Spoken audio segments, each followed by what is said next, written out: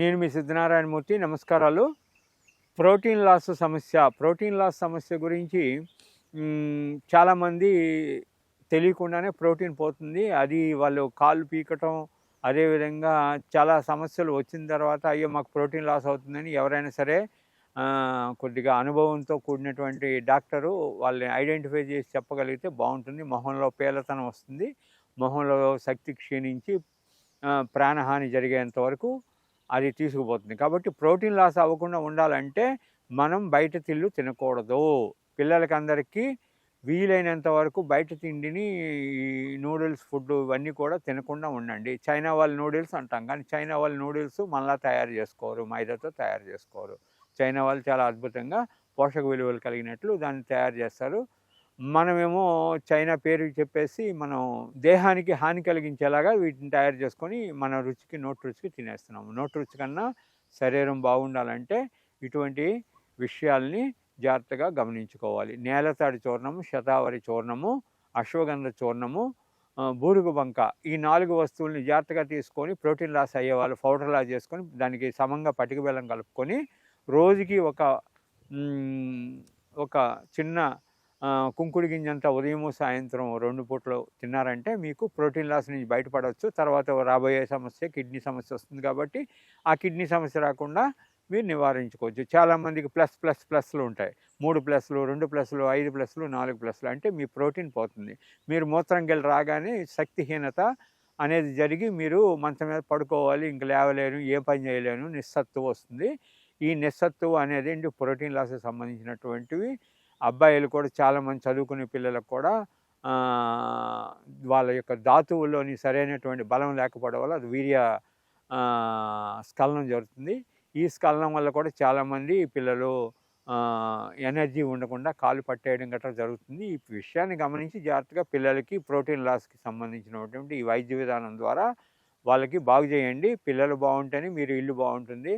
ఎప్పుడో ముదిరిపోయిన తర్వాత, వ్యాధి పూర్తిగా అయిపోయిన తర్వాత ఇలాగ మనం టీవీ సీరియల్ చూడటానికి ఎక్కువ టైం వేస్ట్ చేస్తుంటాం కదా, ఆ టైంని పిల్లల కోసమని ఆలోచించి జాగ్రత్తగా చేయండి. పిల్లలు బాగుంటారు, అప్పుడు మీరు కూడా బాగుంటారు. ఎన్ని సీరియళ్ళైనా చూడొచ్చు. చూడాలంటే ఇంట్లో ఆనందం ఉండాలి కదా, ఆనందం ఉండాలంటే పిల్లలు బాగుండాలి, పిల్లలు బాగుండాలంటే మీరు బాగుంటారు. దయచేసి దీన్ని వాడుకోండి. మరలా అనుకోకండి. అనవసరమైన విషయాల మీద టైం వేస్ట్ చేసే కన్నా అవసరమైన విషయాల మీద దృష్టి పెట్టి పిల్లలకి, అదేవిధంగా ముసలితనంలో ఉన్న వారికి కూడా ఇది చాలా అవసరం. వాళ్ళకు కూడా ప్రోటీన్ లాస్ అవుతుంటుంది.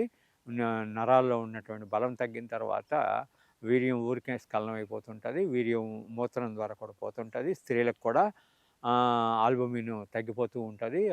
అది గుడ్లో ఉండేటువంటి తెల్లంది ఏదైతే ఉందో దాన్నే ప్రోటీన్గా మనం భావిస్తుంటాం. అది లోపించటం వలన చాలా శక్తిహీనత అనే వ్యాధి వస్తుంది.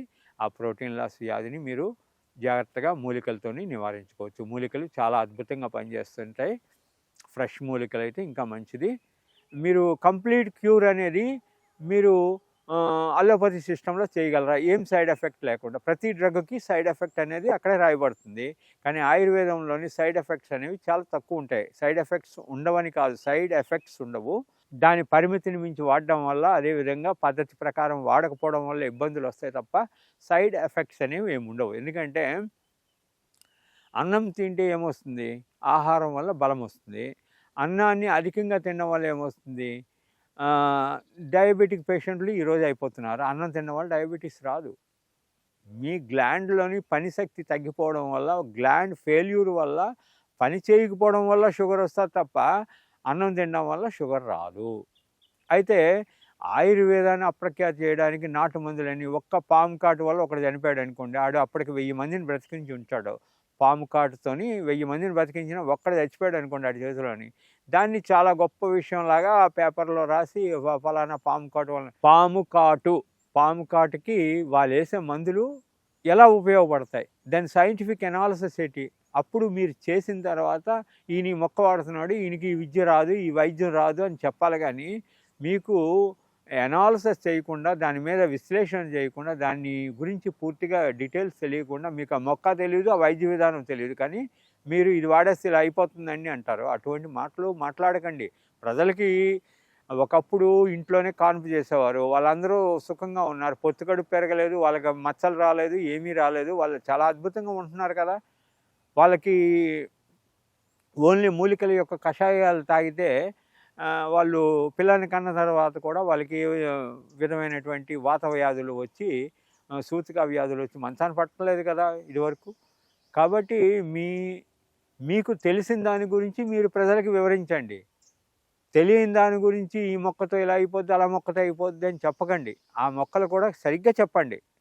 ఆ మొక్కని ఏ విధంగా రసాయన ఔషధంగా చేసుకోవచ్చు, లేకపోతే మీరు ఏ విధంగా పొందొచ్చు, ఈ మొక్కతో షుగర్ పోతుందని చెప్పిన ఆయుర్వేదిక్ డాక్టర్లు తప్పే.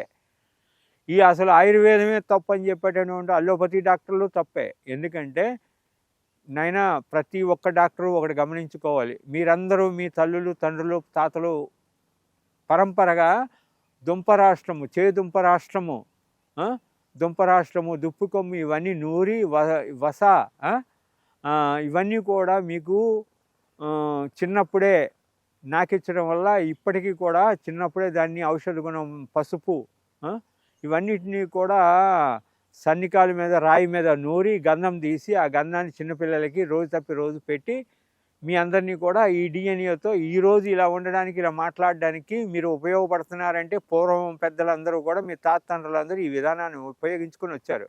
ఆ విషయాన్ని మర్చిపోయి తాతతండ్రులు చేసినటువంటి గొప్ప ఔషధీకరణము, లేకపోతే ఈ దేహం మీది ఉందంటే ఈ దేహానికి మూలమైనటువంటి తాతతండ్రులు ఇవన్నీ విధానాలు వాడారు. వాళ్ళు తప్ప, లేకపోతే ఈ విధానమే తప్ప, మీరు ఇవన్నీ మాట్లాడడానికి ఒక శక్తిని ఇచ్చిన భగవంతుడు తప్ప అనేది తెలుసుకొని ఇతరులని విమర్శించేటప్పుడు కొద్దిగా ఆయుర్వేద వైద్యాన్ని కానీ, యునాని వైద్యం కానీ, సిద్ధ వైద్యం కానీ, government, state government, central government దీని మీద ఎంతో కృషి చేసింది. దీంట్లో చాలా విషయాలు ఉన్నాయి. African medicine, Chenchu medicine, Koya medicine, Kondareddi medicine, Kondakammara medicine, 33-35 గిరిజన తెగలు ఉన్నారు. 35 గిరిజన తెగల్లోని చాలా ఔషధాలు ఉన్నాయి. అతి రహస్యమైనటువంటి యానాదులు కొన్ని మందులు చేస్తారు, అతి అద్భుతం. ఒక్క డోస్తోనే మీకున్నటువంటి మొత్తం ఆస్తమా వ్యాధి కానీ ఏ వ్యాధిని తగ్గించేటటువంటి వాళ్ళ దగ్గర కొన్ని చిత్రలిపిలో రాయబడినటువంటి తాళపత్ర గ్రంథాలు ఉన్నాయి. ఇవన్నిటిని సేకరించండి. ఆయుర్వేద వైద్యులకు కొన్ని నిత్య సూచన. తిరగండి, నలుగురి దగ్గరికి వెళ్ళండి, అనుభవజ్ఞుల దగ్గర నుంచి ఒక్క విషయం తెలుసుకోండి, అది ప్రజలకు ఉపయోగించండి. భూమి మీద పుట్టాం కదా, భూమిని సందర్శించడానికి వచ్చాం. ఈ భూమిని సందర్శించే క్రమంలోని నీతి నిజాయితీగా చాలా జాగ్రత్తగా ప్రజలకు ఉపయోగపడేలాగా మాట్లాడుకోండి. అనవసరమైన మాటలు, నేను పాపులర్ అవ్వాలి కాబట్టి మాట్లాడకండి. పాపులర్ కాదు అవ్వడం ఇక్కడ. ఆయుర్వేద, గిరిజన మూలిక మరియు పారంపర వైద్యం చేసే ప్రతి ఒక్కరూ మా ఛానల్ ద్వారా మీ విద్యను ప్రజలకు తెలపాలనుకుంటే మా నంబర్కి కాల్ లేదా వాట్సాప్ చేయండి. మీ దగ్గర ఉన్న ఆయుర్వేద మరియు హెర్బల్ ప్రొడక్ట్స్లను మా ఛానల్ ద్వారా ప్రజల్లోకి తీసుకువెళ్తాం.